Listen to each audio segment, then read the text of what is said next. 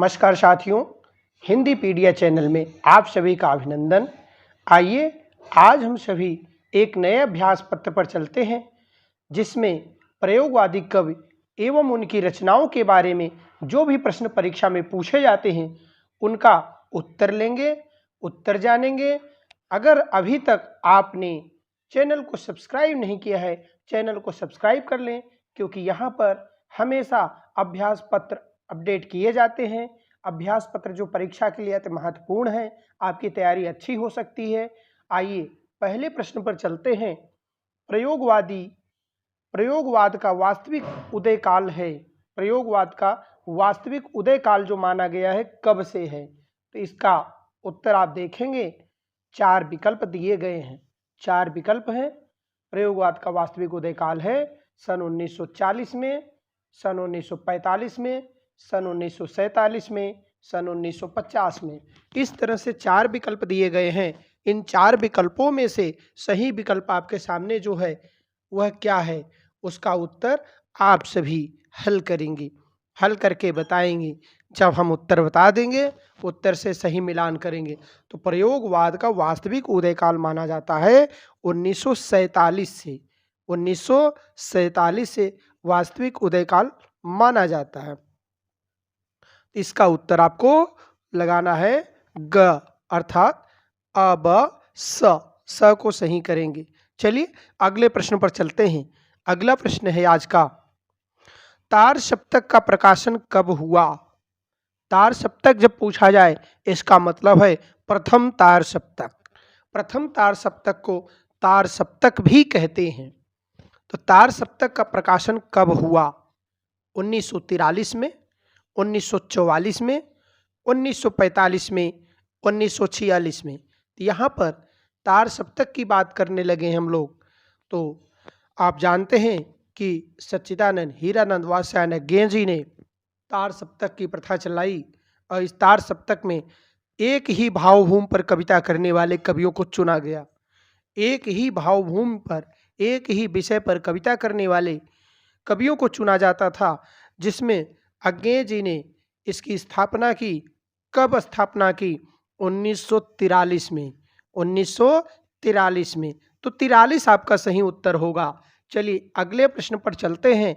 अगला प्रश्न होगा क्या, तार सप्तक में कौन सा कवि शामिल नहीं है।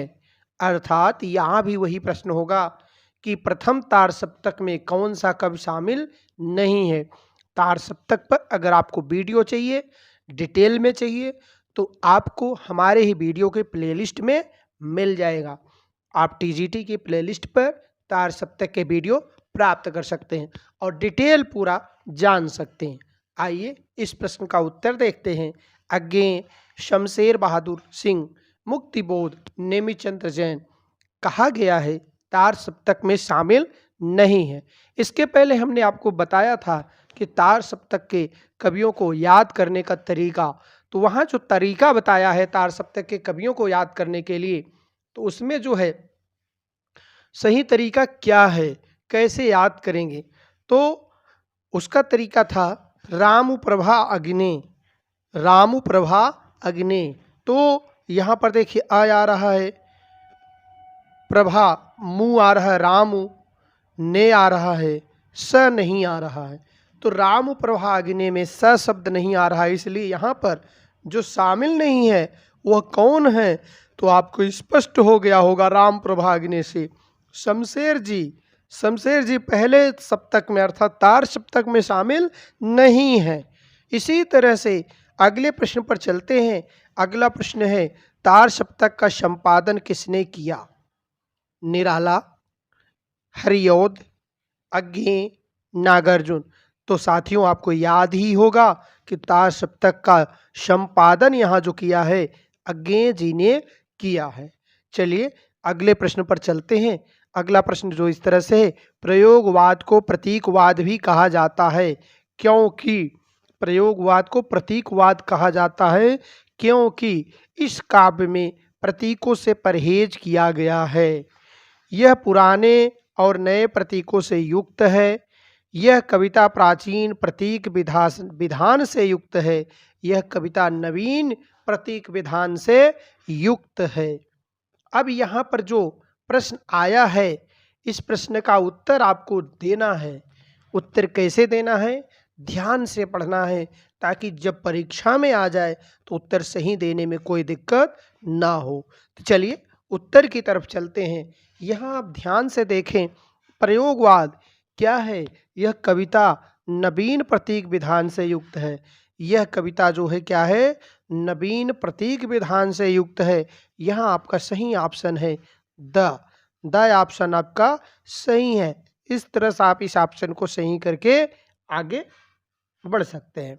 चलिए अगले प्रश्न पर चलते हैं। आंगन के पार द्वार काव्य संग्रह कितने खंडों में विभक्त है? आंगन के पार द्वार काव्य संग्रह की बात की जा रही है, कितने खंडों में विभक्त है? यहाँ पर जितने खंड हैं वो दिए गए हैं, 2 खंड, 3 खंड, 4 खंड, 5 खंड। तो आंगन के पार द्वार की अगर बात करें तो यह 3 खंडों में विभक्त है। कितने खंडों में? 3 खंडों में विभक्त है। आप इसका सही उत्तर ब ऑप्शन को चुन सकते हैं। अगले प्रश्न पर चलते हैं। अगला प्रश्न है, एक चीनी लोक कथा भारतीय परिवेश में प्रस्तुति है। इत्यलम, सागर मुद्रा, असाध्य बीड़ा, महावृक्ष के नीचे। तो यहाँ पर आप ध्यान से देख रहे हैं कि इसमें कौन सा विकल्प सही होना चाहिए। तो आइए सही विकल्प का चुनाव करते हैं। पहला है इत्यलम, दूसरा है सागर मुद्रा, तीसरा असाध्य बीड़ा, चौथा है महावृक्ष के नीचे। तो यहाँ पर सही ऑप्शन है असाध्य बीड़ा। चीनी लोक कथा पर भारतीय परिवेश में जो प्रस्तुति है यह असाध्य बीड़ा की है। यह किसकी प्रस्तुति है? असाध्य बीड़ा की। और इसकी रचना किसने की है? अज्ञेय जी ने की है। सच्चिदानंद, हीरानंद, वात्स्यायन, अज्ञेय जी ने की है। आइए अगले प्रश्न पर चलते हैं। निम्नलिखित में से किस काव्य संग्रह पर सन 1965 में अज्ञेय को साहित्य अकादमी पुरस्कार से सम्मानित किया गया? यह प्रश्न बहुत ही महत्वपूर्ण है। यदि आपको साहित्य अकादमी और ज्ञानपीठ पुरस्कार से वीडियो देखना है तो हमारे चैनल के प्लेलिस्ट हिंदी टीजीटी के प्लेलिस्ट में आप जाकर यह वीडियो देख पाएंगे। हमारे चैनल पर यह वीडियो अपलोड किया गया है। इसी तरह से इसके डिस्क्रिप्शन बॉक्स में, इस वीडियो के डिस्क्रिप्शन बॉक्स में भी आपको ये वीडियो मिल जाएंगे। तो आप चिंता न करें, आप डिस्क्रिप्शन बॉक्स में जाकर इन लिंक पर क्लिक करके यह वीडियो देख सकते हैं। उसमें प्रथम से लेकर के 2022 तक दिए जाने वाले समस्त ज्ञानपीठ और समस्त साहित्य अकादमी पुरस्कार मिल जाएंगे। आइए विकल्प पर चलते हैं। तो साहित्य अकादमी जिस पर मिला अज्ञेय जी को 1965 में, वह रचना है हरी घास पर क्षण भर, हरि ओ करुणा प्रभामय, हरी घास पर क्षण भर, आंगन के पार द्वार। तो यहाँ हरी घास पर क्षण भर 2 बार लिखा गया है। अगर 2 बार लिखा है तो घबराने की बात नहीं है। आप विकल्प का चयन करेंगे, सही विकल्प का चयन करेंगे। सही विकल्प का चयन करते हुए आपको बिल्कुल चिंता नहीं होनी चाहिए। सही विकल्प जो भी है उसका चयन कर सकते हैं। चलिए यहाँ पर सही विकल्प जो दिख रहा है वह कौन सा विकल्प है? आंगन के पार द्वार। आंगन के पार द्वार है। चलिए अगले प्रश्न पर चलते हैं। अगला प्रश्न है, प्रयोगवाद में प्रधानता है हृदय की, बुद्धि की, कल्पना की, इनमें से कोई नहीं। तो यहाँ पर 4 विकल्प दिए गए हैं। पूछा गया है कि प्रयोगवाद की प्रधानता, प्रयोगवाद में जो प्रधानता है किसकी है? तो यहाँ पर सही विकल्प है प्रयोगवाद मार्क्सवाद से प्रेरित है। तो मार्क्सवाद से प्रेरित होने के कारण यहाँ बुद्धि की प्रधानता है। किसकी प्रधानता है? बुद्धि की प्रधानता है। चलिए अगले प्रश्न पर चलते हैं। अगला प्रश्न है, दुख सबको मांझता है, किसने कहा है? यह कथन किसने कहा है कि दुख सबको मांझता है? अगर दुख सबको मांझता है, यह कथन निराला जी ने कहा है, मुक्तिबोध जी ने कहा है, अज्ञेय जी ने कहा है या नेमिचंद्र जैन ने कहा है? तो दुख सबको मांझता है, ये अज्ञेय जी ने कहा है। किसने कहा है? अज्ञेय जी ने कहा है। अगले प्रश्न पर चलते हैं। अगला प्रश्न है, प्रयोगवाद को सर्वाधिक प्रभावित किया? मार्क्सवाद ने, अस्तित्ववाद ने, प्रगतिवाद ने, छायावाद ने? ये बहुत ही महत्वपूर्ण प्रश्न आ गया है। प्रयोगवाद को सर्वाधिक प्रभावित करने वाला कौन सा इसमें कारक है? तो सही कारक जो है अस्तित्ववाद। प्रयोगवाद को प्रभावित करने वाला सही कारक क्या है? अस्तित्ववाद है। ब ऑप्शन आपका सही है। चलिए अगले प्रश्न पर चलते हैं। अगला प्रश्न है, प्रयोगवाद शब्द का प्रयोग सबसे पहले किसने किया? अज्ञेय जी ने, मुक्तिबोध जी ने, नंद दुलारे वाजपेयी जी ने, डॉक्टर जगदीश चंद्र गुप्त ने? यहाँ पर दिया गया है प्रयोगवाद शब्द का सर्वप्रथम प्रयोग जो किसने किया? तो यहाँ पर सही विकल्प का चयन आपको करना है। सही विकल्प आपके सामने है, श नंद दुलारे वाजपेयी जी ने किया है। अगले प्रश्न पर चलते हैं। नई कविता शब्द का प्रयोग जिस रेडियो गोष्ठी में किया गया था, यह कब प्रकाशित हुई थी? 1947 में, 1950 में, 1952 में, 1955 में? तो नई कविता की गोष्ठी जो हुई थी वह सबसे पहले प्रसारित हुई थी 1952 में। कब प्रसारित हुई? 1952 में। स विकल्प आपका सही हुआ। चलिए अगले प्रश्न पर चलते हैं। हिंदी साहित्य में आधुनिक संवेदना का सूत्रपात माना जाता है? नई कविता के प्रकाशन से, प्रगतिशील लेखक संघ की स्थापना से, हालावाद के आरंभ से, तार सप्तक के प्रकाशन से? तो यहाँ पर हिंदी साहित्य में आधुनिक संवेदना का सूत्रपात पूछा जा रहा है। तो आधुनिक संवेदना का सूत्रपात जो हुआ है तार सप्तक के प्रकाशन से हुआ है। किसके प्रकाशन से हुआ है? तार सप्तक के प्रकाशन से। चलिए अगले प्रश्न पर चलते हैं। अगला प्रश्न है, अज्ञेय ने राहों के अन्वेषी किसे कहा है? तो सही है तार सप्तक के कवियों को, आधुनिक युग बोध के साहित्यकारों को, स्वच्छंदतावादी कवियों को, इनमें से कोई नहीं। तो अज्ञेय ने तार सप्तक के कवियों को राहों का अन्वेषी कहा है। अज्ञेय ने तार सप्तक के कवियों को राहों का अन्वेषी कहा है। चलिए अगले प्रश्न पर चलते हैं। अगला प्रश्न है, 1947 में अज्ञेय ने किस पत्रिका का संपादन किया जिसके माध्यम से प्रयोगवादी काव्य आंदोलन को शक्ति मिली? तो इसमें से कौन सी पत्रिका प्रकाशित की अज्ञेय ने जो 1947 में की थी और जिससे शक्ति मिली काव्य आंदोलन को शक्ति मिली? तो यहाँ पर आप देख पा रहे होंगे कि अज्ञेय जी ने जिसका प्रकाशन किया था वह है प्रतीक पत्रिका। उसका नाम है प्रतीक। इस तरह से सही विकल्प का चयन हुआ। प्रतीक पत्रिका का संपादन अज्ञेय जी ने किया था। चलिए अगले प्रश्न पर चलते हैं। अगला प्रश्न है, अज्ञेय जी के संपादन में दूसरा सप्तक कब प्रकाशित हुआ?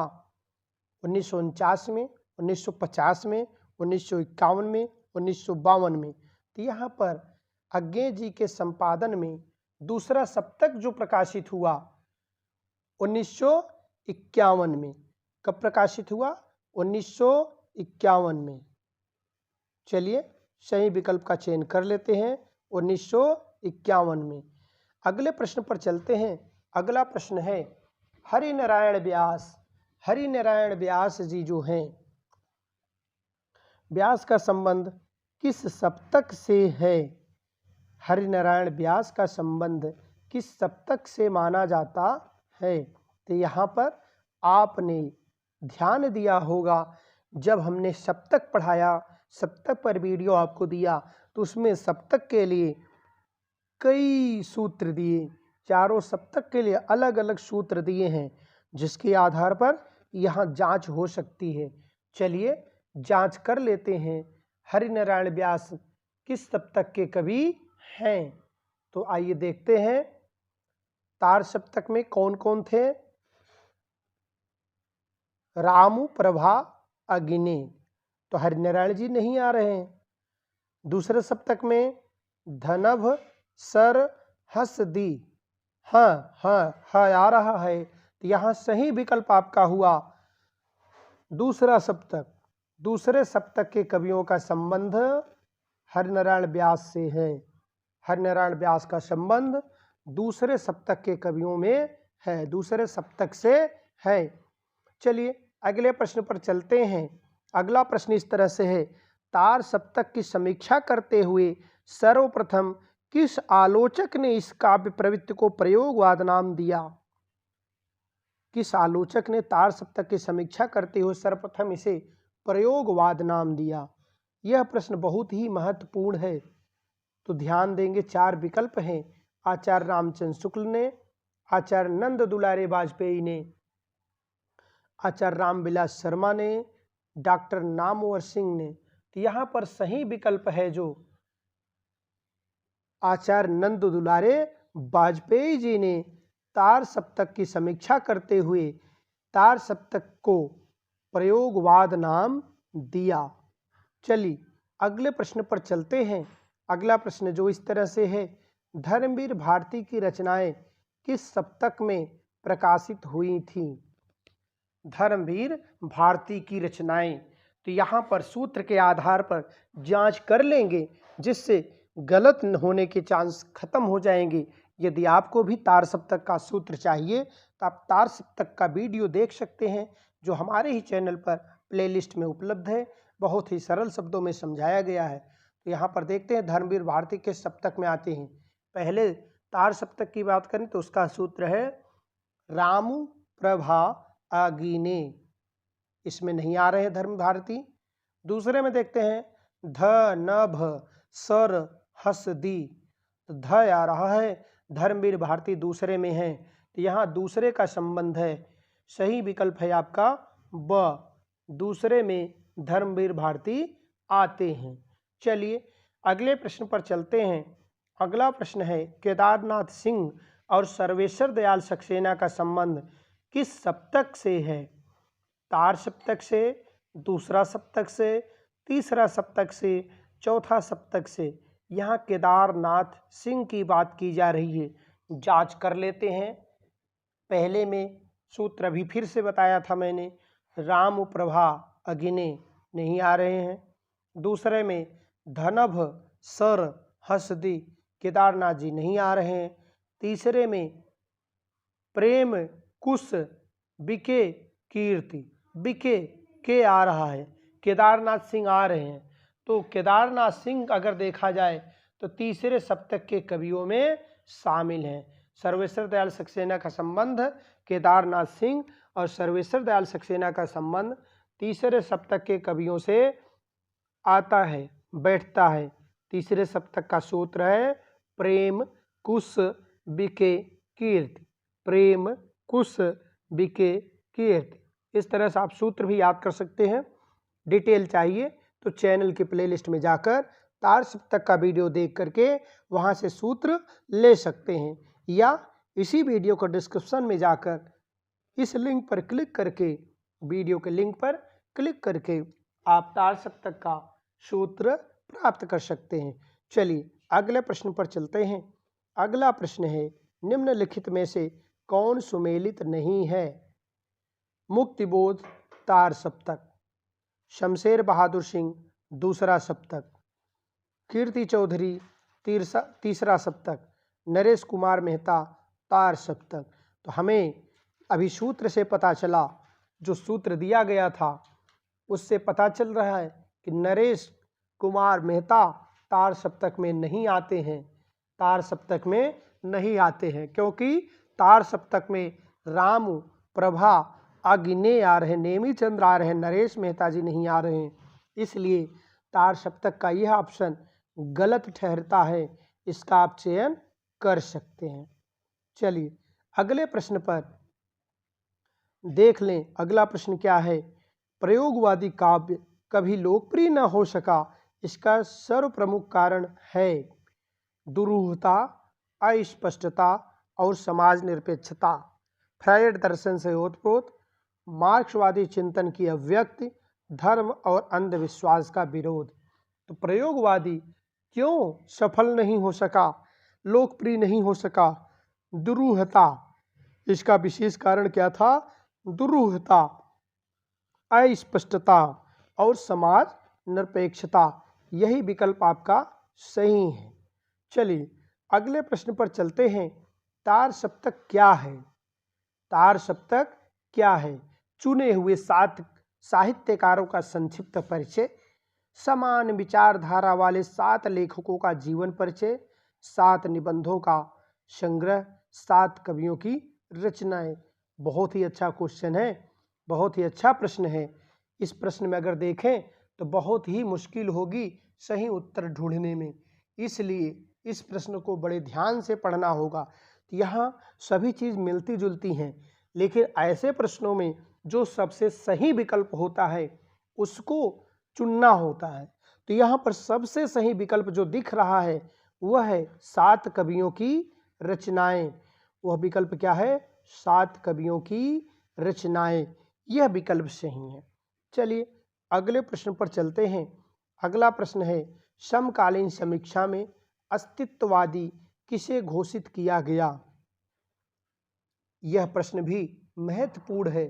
इस प्रश्न का उत्तर भी आपके लिए बहुत ही महत्वपूर्ण ठहर रहा है। समकालीन कवियों, इसमें सही विकल्प है अज्ञेय, नागार्जुन, निराला, मुक्तिबोध। इस तरह से 4 ऑप्शन जो हैं इसमें से सही विकल्प है अज्ञेय। अगले प्रश्न पर चलते हैं। असाध्य बीड़ा कविता के रचयिता कौन है? बहुत अच्छा प्रश्न है। असाध्य बीड़ा, नागार्जुन, केदारनाथ अग्रवाल, अज्ञेय, मुक्तिबोध। तो यह जो प्रश्न आया है इस प्रश्न का सही उत्तर आपको दिख गया होगा। सही उत्तर है अज्ञेय, असाध्य बीड़ा। असाध्य बीड़ा किसने लिखी है? अज्ञेय ने लिखी है। चलिए अगले प्रश्न पर चलते हैं। अगला प्रश्न है कलगी बाजार की, कलगी बाजरे की। यहाँ प्रश्न है कलगी बाजरे की, सत्य और शब्द, जितना तुम्हारा सच है। कविताओं के रचयिता कौन है? रसाल, दिनकर, निराला, अज्ञेय। तो यहाँ कविताओं की रचना पूछी गई है, कौन है? सही विकल्प है अज्ञेय। सही विकल्प क्या है? अज्ञेय। अगले प्रश्न पर चलते हैं। अच्छी भाषा की अच्छाई इसी में है कि वह भाषा और अनुभूति के अद्वैत को स्थापित करे। उपयुक्त कथन किसका है? यहाँ कथन पूछा जा रहा है। कथन पूछा जा रहा है, सही कथन का चयन आपको करना है। तो यह कथन जो है स्पष्ट रूप से अज्ञेय का है। यह कथन किसका है?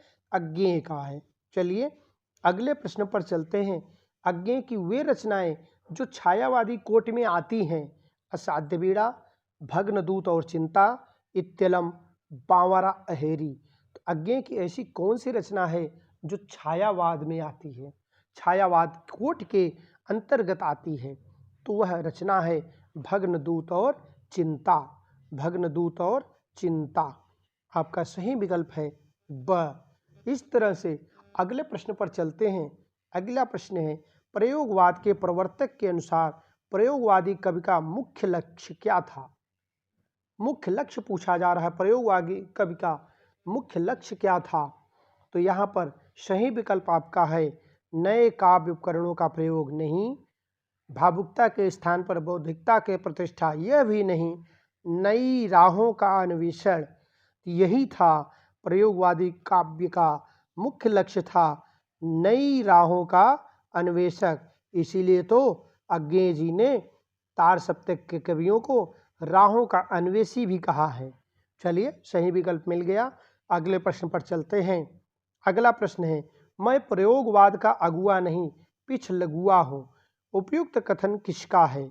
अज्ञेय का, जगदीश चंद्र गुप्त का, दिनकर का, मुक्तिबोध का। यहाँ पर 4 विकल्प जो आपके सामने दिए गए हैं, इन 4 विकल्पों में से सही विकल्प आपको ढूंढना है और सही विकल्प आपके सामने आ गया है। मैं प्रयोगवाद का अगुआ नहीं हूँ, पिछ लगुआ हूँ, यह कथन कहा है। किसका है? श विकल्प आपका सही है, दिनकर जी ने कहा है। अगले प्रश्न पर चलते हैं।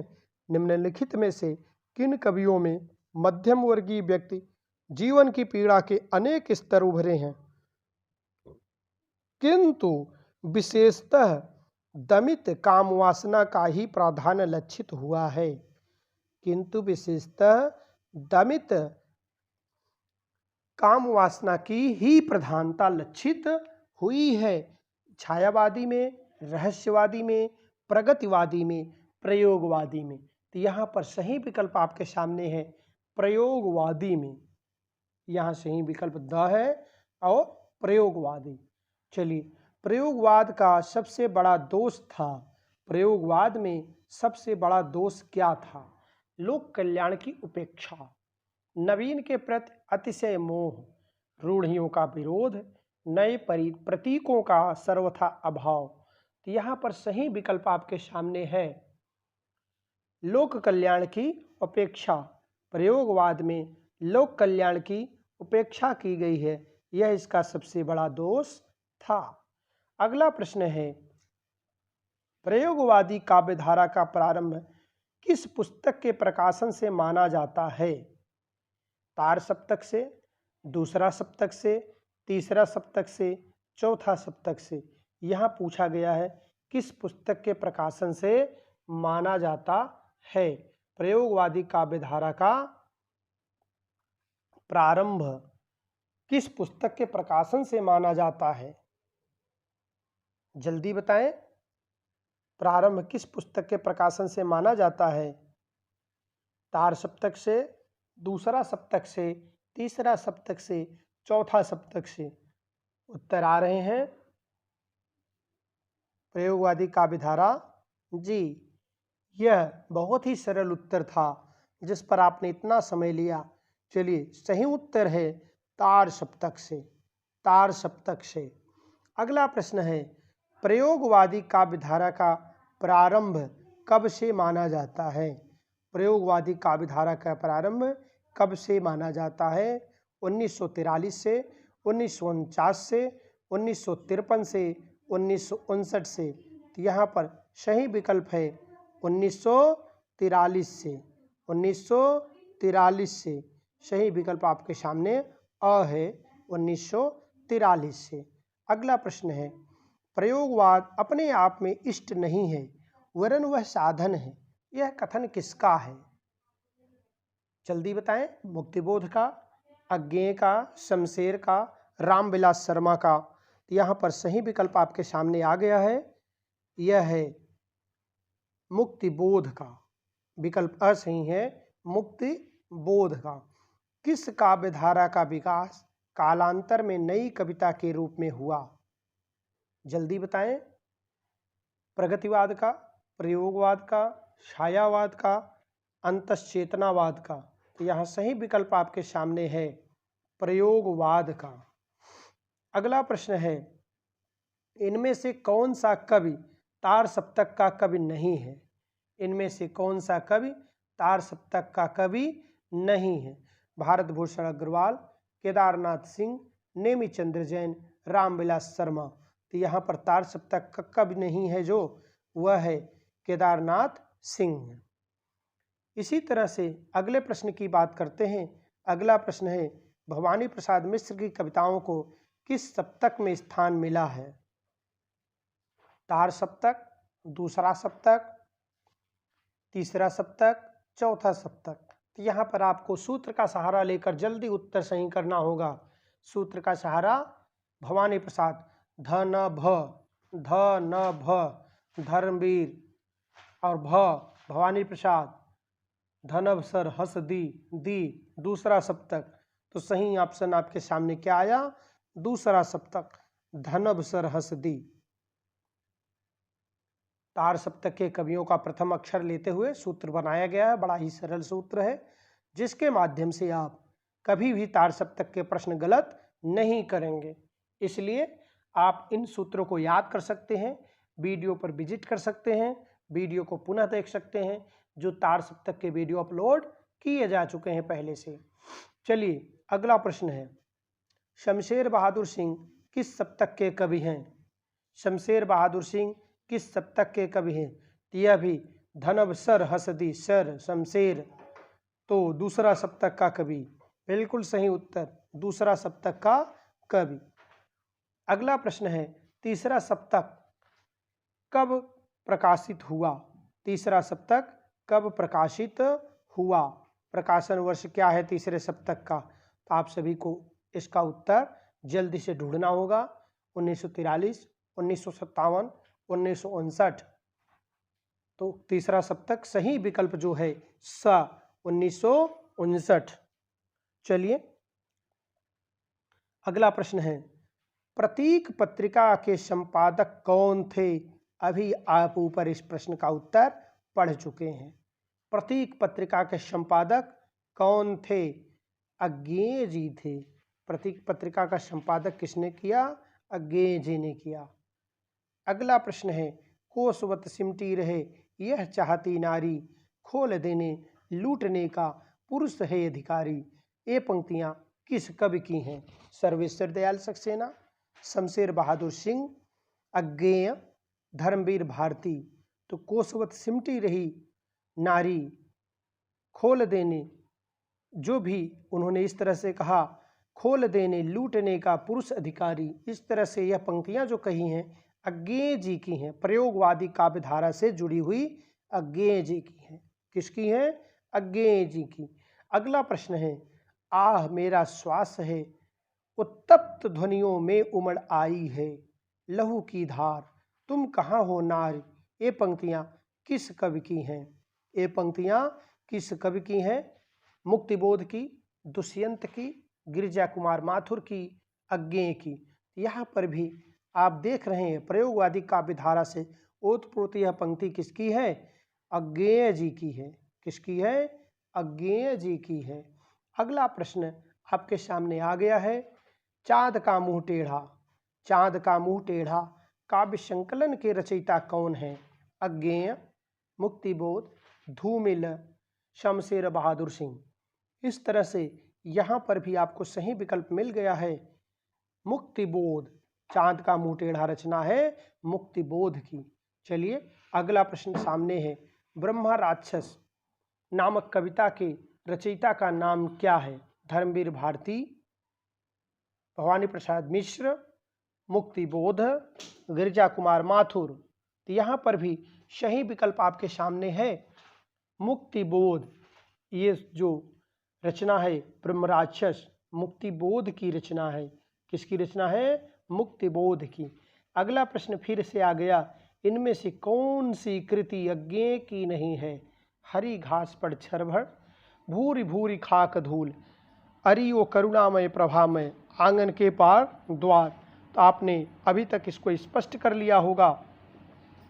इनमें से कौन सी रचना अज्ञेय की नहीं है? तो अज्ञेय की रचना नहीं है, आपको स्पष्ट हो गया होगा। क्या है? भूरी भूरी खाक धूल। भूरी भूरी खाक धूल। अगला प्रश्न है, अंधेरे में नामक प्रसिद्ध कविता के रचयिता कौन है? अज्ञेय, मुक्तिबोध, माथुर, दुष्यंत कुमार।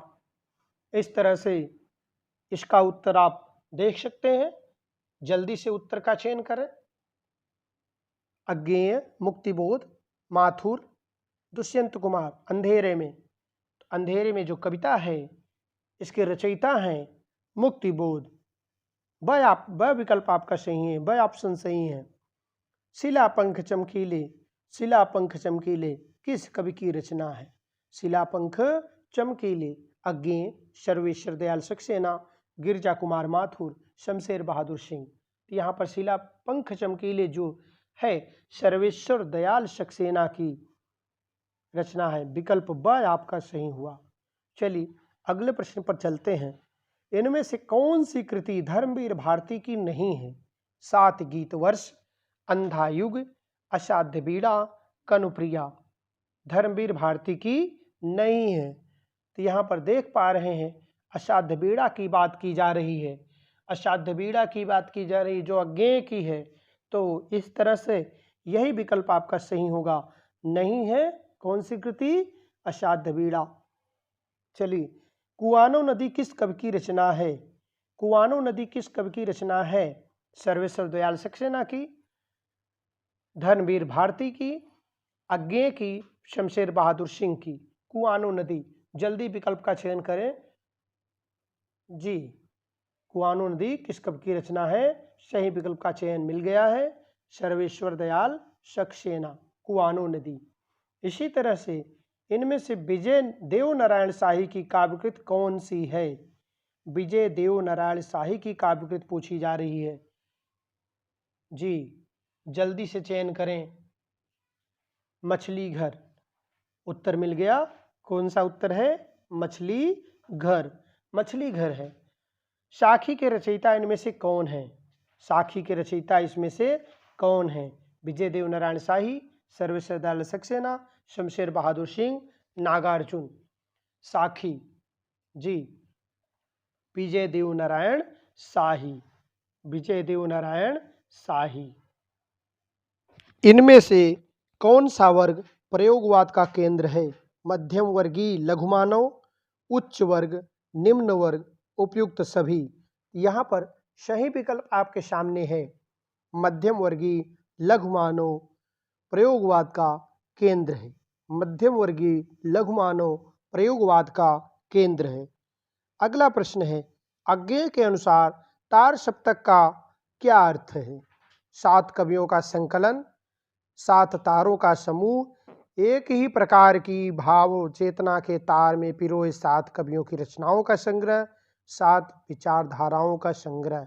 यहाँ पर स विकल्प सही है। एक ही प्रकार की भाव चेतना के तार में पिरोए 7 कवियों की रचनाओं का संग्रह, स विकल्प आपका सही है, 7 कवियों का संग्रह। अगले प्रश्न पर चलते हैं। आत्मनेय पद के लेखक कौन हैं? शमशेर, कुंवर नारायण, अज्ञेय, धर्मवीर भारती। यहाँ पर सही विकल्प का चयन करेंगे। आत्मनेय पद के लेखक कौन हैं? आत्मनेय पद के लेखक कौन हैं? तो यहाँ पर सही विकल्प आ गया शमशेर, कुंवर नारायण, अज्ञेय, धर्मवीर भारती। तो सही विकल्प आपके सामने है, सही विकल्प का चयन करेंगे। आत्मनेय पद, अज्ञेय। आत्मनेय पद के रचनाकार कौन है? अज्ञेय। चलिए अगले प्रश्न पर चलते हैं। अगला प्रश्न है, मदन वात्स्यायन किस सप्तक के कवि हैं? तार सप्तक, दूसरा सप्तक, तीसरा सप्तक, चौथा सप्तक। मदन वात्स्यायन जी, जल्दी से चयन करें, सूत्र का सहारा लें। जल्दी से सूत्र का सहारा लेंगे तो बहुत जल्दी आप सही से बता पाएंगे। तीसरे सप्तक में था प्रेम, मैं प्रेम, कुश, बिके, कीर्त, म, प्रेम, म, मदन वात्स्यायन, बिल्कुल सही। तो कौन सा विकल्प सही हुआ? तीसरा सप्तक, तीसरा सप्तक। इसी तरह से अगले प्रश्न पर चलते हैं। इनमें से कौन सा कवि तीसरे सप्तक का कवि नहीं है? यहाँ पर उसी सूत्र का सहारा लेंगे। प्रेम, कुश, बिके, कीर्ति। यहाँ पर धर्मवीर भारती का नाम नहीं आ रहा है, इसलिए तीसरे सप्तक के कवि धर्मवीर भारती नहीं है। धर्मवीर भारती दूसरे सप्तक के कवि हैं, दूसरे सप्तक के कवि हैं। धर्मवीर भारती दूसरे सप्तक के कवि हैं। चलिए अगले प्रश्न पर चलते हैं। नरेश मेहता किस सप्तक के कवि हैं? नरेश मेहता किस सप्तक के कवि हैं? जल्दी से इसका उत्तर चयन करें। नरेश मेहता तार सप्तक के, दूसरा सप्तक के, तीसरा सप्तक के, किसी के नहीं। तो सूत्र का सहारा लेंगे। नरेश मेहता सूत्र का सहारा लेंगे तो पता चल जाएगा। तीसरा सप्तक देखिए, प्रेम, कुश, बिके, कीर्ति। नरेश मेहता कवि हैं। तीसरा सप्तक प्रेम, कुश, बिके, कीर्ति। प्रयाग नारायण, मदन वात्स्यायन, कुंवर नारायण, सर्वेश्वर दयाल सक्सेना, विजय देव नारायण शाही के, कीर्ति। तीसरा सप्तक नहीं है तो नरेश मेहता किसमें है? चौथे सप्तक के कवि हैं। इनमें से कोई नहीं। यहाँ द विकल्प आपका सही होगा। द विकल्प, इनमें से कोई नहीं। चौथे सप्तक के कवि हैं। चौथा सप्तक है सुमन राजे, श्री राम, अवधेश, स्वदेश, नरेश मेहता जी, चौथे सप्तक। तो सही विकल्प आपका यहाँ डी है, किसी के नहीं। अगला प्रश्न है, सावन मेघ किस कवि की लिखी कविता है? सावन मेघ किस कवि की लिखी कविता है? सही विकल्प का चयन करें। सावन मेघ जी, सही विकल्प का चयन करें। 4 विकल्प हैं, केदारनाथ अग्रवाल, केदारनाथ सिंह, अज्ञे, मुक्तिबोध।